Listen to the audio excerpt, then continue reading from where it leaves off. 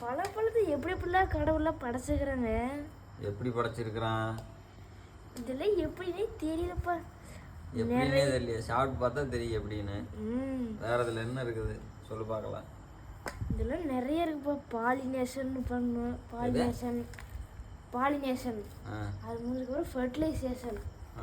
ஃபர்டிலைசேஷனுக்கு அப்புறம் கரு உண்டாகுது. கரு உண்டாகி எம்பரியோ சேகன்னு ஒன்று இருக்கும். அதுக்கு வந்து ஃபுட்டு வந்து ஒன்று வந்து ப்ரொவைட் பண்ணும். அது பேர் வந்து ஸ்பைரோகைரா. அந்த ஸ்பைரோகைரா ஃபுட் ப்ரொவைட் பண்ணால் தான் இது வந்து இத்தாச்சோட பழம் ஆகுது. எனக்கு தெரிஞ்சு இது பாலில் தான் வளரும்னு சொல்லுவாங்க. பால் தான். அந்த பால் வந்து அது வந்து மரம் கொடுக்குற ஊட்டச்சத்து. ஓ, இது வந்து இப்போ ஒரு ஒரு ஒரு ஒரு முட்டை இருக்கு வச்சுக்கோங்களேன். அந்த கரு தான் இந்த விதையெல்லாம். அந்த வெள்ளை கரு தான் அந்த பழமெல்லாம். பலாப்பழம் மட்டுமா? இந்த பழம் இருக்குன்னா இது வந்து அந்த வெள்ளைக்கரு. ஓஹோ. இந்த மாதிரி மனுஷனுக்கு இருக்கிற மாதிரி, மனுஷனு கோழி எல்லாத்துக்கு இருக்கிற மாதிரி இது வந்து ஓவியல், இது வந்து ஓவரி. ஓ, பயவாரியே. ஒரு ஸ்பெர்ம் வந்து இது கூட ஃபியூஸ் ஆகும், ஒரு ஸ்பெர்ம் இது கூட ஃபியூஸ் ஆகும். ஃபியூஸ் ஆச்சுன்னா இதாகும்.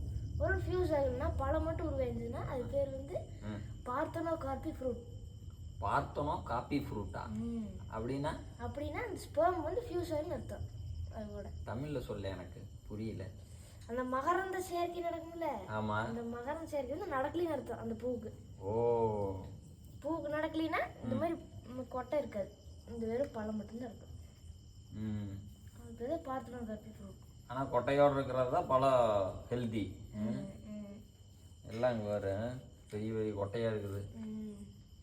சூப்பர். ஓ, இவ்வளோ விஷயம் இருக்குதா பலாப்பழத்தில்? நான் இது தெரியாம நிறையா வாங்கி சாப்பிட்ருக்குறேன். ஆனால் விவரம் தெரியல. இனிமேல் கேட்டால் சொல்லுவேன். யார் கேட்டாலும் சொல்லுங்க இனிமேல். சூப்பர், தகவலுக்கு நன்றி.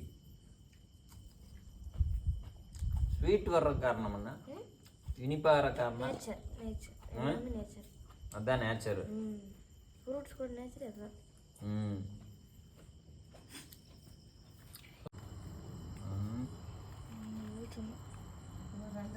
தெரியல.